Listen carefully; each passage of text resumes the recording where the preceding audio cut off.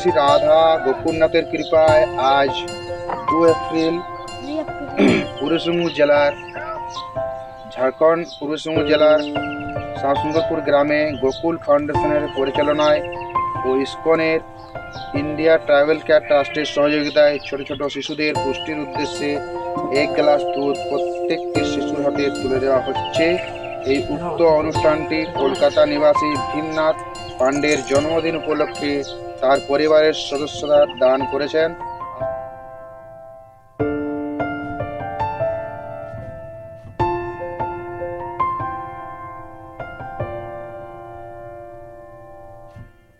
হরে কৃষ্ণ। জগৎগুরু শিল প্রভুপাদ কি।